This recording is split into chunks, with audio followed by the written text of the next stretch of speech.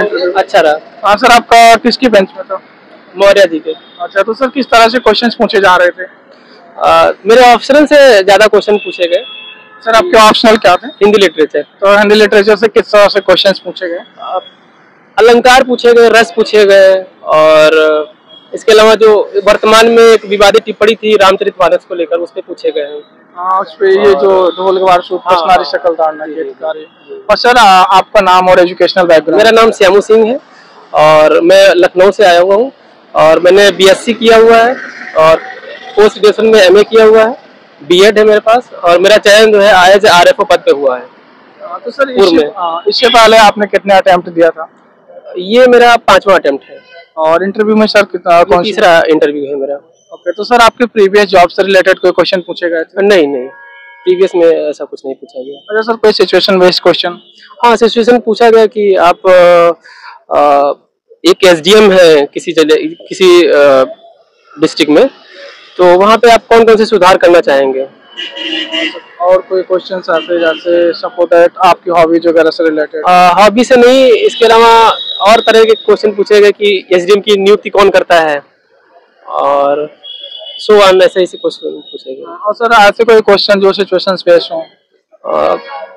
ऐसा कोई मुझसे सिचुएशनल बेस्ड कोई क्वेश्चन नहीं पूछा गया। हाँ, सिविल नागरिक संहिता के बारे में मुझसे पूछा गया, और उसका किस आर्टिकल में उल्लेख है, क्या प्रभाव है, किस राज्य में है लागू है, तो इस बारे में। अच्छा सर, प्रीलिम्स और मेंस के लिए क्या स्ट्रेटजी थी आपकी? प्रीलिम्स के लिए तो घटना चक्र प्लस करंट अफेयर्स, और मेंस के लिए सर? मेंस के लिए घटना चक्र और प्लस विजन टेस्ट सीरीज। तो सर आपने कहीं कोचिंग किया था या self study? Self study.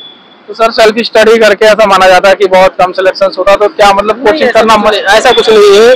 Self study हमें एक बहुआयामी बनाती है और एनालिसिस पावर हमारी बढ़ाती है, क्योंकि हम गलती करते हैं फिर सुधारते हैं, तो उससे कहीं बेटर ज्यादा सीखने को मिलता है। सर जो नए एस्पिरेंट है वो पीसीएस के प्रिपरेशन करना चाहते हैं, तो किन बातों का ध्यान रखें?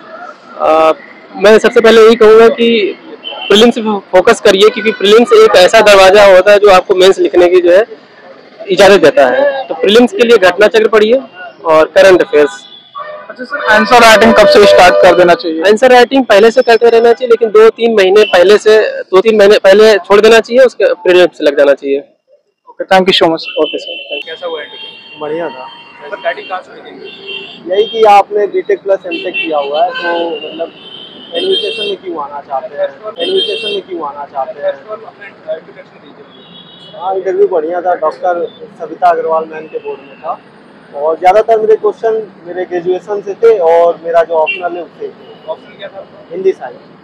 ऑप्शन से किस टाइप के क्वेश्चन पूछे जा रहे हैं? ऑप्शनल से वही प्रैक्टिकल क्वेश्चन पूछे जा रहे हैं कि जैसे साहित्य का दर्पण क्यों होता है, मतलब साहित्य समाज का दर्पण क्यों होता है, साहित्य का एडमिनिस्ट्रेशन में काम क्या होता है, और यही सब था। तो करंट से कोई क्वेश्चन नहीं था। और सिचुएशन का ई गवर्नेंस कैसे लागू करेंगे एडमिनिस्ट्रेशन में, वीडियो कॉन्फ्रेंसिंग में रिकॉर्डिंग होती है, उसकी लीगल वैल्यू है कि नहीं है, ये सब क्वेश्चन पूछे। ओके सर, कौन सा अटेम्प्ट था आपका? मेरा तीसरा अटेम्प्ट है, सेकेंड इंटरव्यू है। ओके सर, थोड़ा अपने बारे में बताएं, आपका नाम क्या है और आपका एजुकेशन? मेरा नाम विकास कुमार यादव है। मेरा integrated post graduation triple IT Gwalior से हुआ है 2019 में। फिर मैंने तैयारी की बाजीराम से 2019-20 में। 20 में मेरा प्रीलिम्स नहीं हुआ था। 21 में मैंने यूपीएससी का मेंस लिखा, 21 में यूपी पीसीएस का इंटरव्यू, और 22 में फिर दोबारा इंटरव्यू दे रहा हूँ। सर आपने बाजीराम से तैयारी की, तो आपको क्या लगता है कितना हेल्पफुल रहा आपके लिए वो कोचिंग? मेरे ख्याल से अगर जो नए बच्चे हैं उनके लिए कोचिंग बहुत जरूरी होना चाहिए।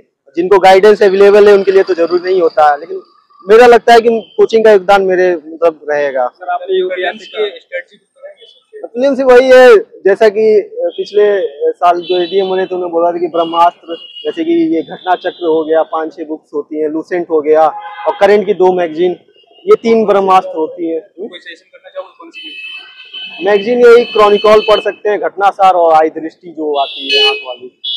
हाँ।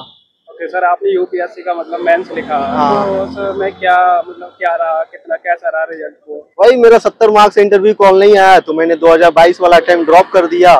सोचा कि पीसीएस देते हैं, एक बार लगकर हो जाएंगे तो फिर से ट्राई मारेंगे 23 में। ओके सर, प्रीलिम्स के लिए वैसे तो भाई ने पूछ लिया, लेकिन सर थोड़ी और स्ट्रेटजी बताएं, कैसे तैयारी करनी चाहिए, आपने कैसे तैयारी की, क्या रिसोर्सेज रहे आपके? मेरे हिसाब से कोचिंग के मटेरियल्स रहे, उसके बाद जो टॉपिक मेरा छूट गया था, जैसे कोरोना की वजह से 2 महीने कोचिंग नहीं हुई थी, उसको मैंने ऑनलाइन सर्च मार के टॉपिक वाइज नोट बना लिया। फिर पास्ट ईयर क्वेश्चंस को एनालाइज किया कि कहाँ से क्वेश्चन ज्यादा आ रहे हैं। जैसे कि पॉलिटी, हम पॉलिटी पढ़ते हैं लेकिन गवर्नेंस का पार्ट छोड़ देते हैं, तो गवर्नेंस का अलग से बनाकर तैयारी की। सर आपने टेस्ट सीरीज लगाई होंगे हाँ, प्रीलिम्स के लिए, तो टेस्ट सीरीज कहाँ से लगाई, कितना रोल रहता है टेस्ट सीरीज का? मैंने तो टेस्ट सीरीज विजन की लगाई थी, और यूपीपीसीएस के लिए टाइम पिछली बार तो नहीं मिला था, मेंस मार्च में था, लास्ट में 2 महीना मिला, तो वही घटना चक्र और करंट पढ़ के चला गया था। कंफ्यूजन ज्यादा रहता है, ऑफलाइन ज्यादा बेनिफिट है या ऑनलाइन? अब एग्जाम ऑफलाइन देना है तो ऑफलाइन ट्राई करना चाहिए। ऑनलाइन खरीद लेते हैं, फिर थोड़ा दिक्कत आती है। हाँ, ऑनलाइन दिक्कत है क्योंकि आपको वहाँ रिटर्न तो ऑफलाइन ही करना है, तो जिस हम अब किसी युद्ध में जा रहे हैं तो आप ऑनलाइन युद्ध करेंगे और या जमीन पे जाएंगे तो खून तो बहेगा ही। सर थोड़ा मेंस के बारे में और बताएं, मेंस के लिए कैसे तैयारी की, क्या क्या रिसोर्सेज है? पहला तो एक ही सिलेबस पूरा रटा होना चाहिए, फिर ऊपर से पास्ट ईयर्स देखना चाहिए। उसके बाद आप देख सकते हैं कि कहाँ पे मैं कम लैग कर रहा हूँ, किसी का हिस्ट्री लैग होता है, किसी का ज्योग्राफी, इथिक्स, तो उन सब में ज्यादा मेहनत करनी पड़ेगी जहाँ पे आप लैग कर रहे हैं। सर बात करें मेंस में आंसर राइटिंग की, तो कब से स्टार्ट कर देनी चाहिए? जैसे काफी सारे एस्पिरेंट इस बात में बहुत कंफ्यूज रहते हैं। आंसर राइटिंग तो तब स्टार्ट करना चाहिए जब आपका कुछ सिलेबस खत्म हो जाना चाहिए। जैसे कि आप हिस्ट्री पढ़ लिए तो उसके बाद ही करें, पहले ना करें। सर आंसर राइटिंग करते वक्त किन बातों का ध्यान रखना चाहिए, क्या गलतियां नहीं करनी चाहिए? पहला तो एक क्वेश्चन ध्यान से पढ़ना चाहिए, जो पूछा गया वही लिखे, जो आता है वो ना लिखे। और सर बात करें करंट अफेयर्स को लेकर काफी इशू रहता है, तो करंट अफेयर्स के लिए आपने क्या क्या पढ़ा, कैसे तैयारी की?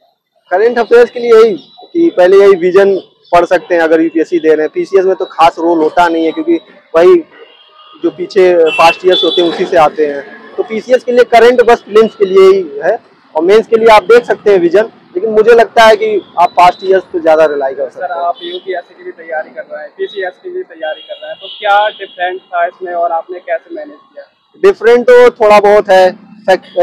यूपीपीसीएस वही फैक्चुअल ज्यादा पूछते हैं, वहाँ पे एनालिटिकल पूछते हैं, तो वहाँ पे थोड़ा डेप्थ में नॉलेज की जरूरत है। यहाँ पे थोड़ा स्टैटिक आप ज्यादा करेंगे तो ज्यादा बेटर होगा। सर आपने कहीं मॉक टेस्ट लगाया अभी इसके लिए?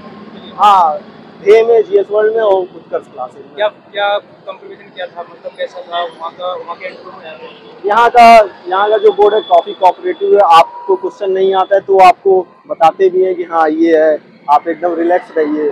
और कोचिंग में वही फैक्चुअल और डराने की कोशिश ज्यादा रहती है। ऐसा भी हुआ कि जो क्वेश्चन आपको नहीं आता तो सॉरी बोलना पड़ा? हाँ, 3-4 क्वेश्चन मैंने सॉरी बोल दिया, वो नॉर्मल है, ब्लफ नहीं करना है, सॉरी बोलना। ऑडियंस है उसके लिए क्या कहना चाहोगे, कैसे तैयारी करें? शुरुआत यही कि यार सिलेबस देखो, पास्ट ईयर्स पेपर देखो, यही 2 लेकर चलो, सिलेक्शन हो जाएगा। सर एक लास्ट क्वेश्चन है, मतलब जैसे यूपीएससी हुआ या यूपीपीसीएस हुआ, एक लंबी जर्नी होती है, तो इसमें आपका मोटिवेशन क्या था, क्या मतलब क्या पर्पस था आपका? मोटिवेशन तो यही है कि यार सर्व करना है जनता के, तो कहीं अच्छी पोजीशन पर रहेंगे तो ज्यादा लार्जर पब्लिक डिमांड को सेटिस्फाई कर पाएंगे। Okay sir, thank you so much.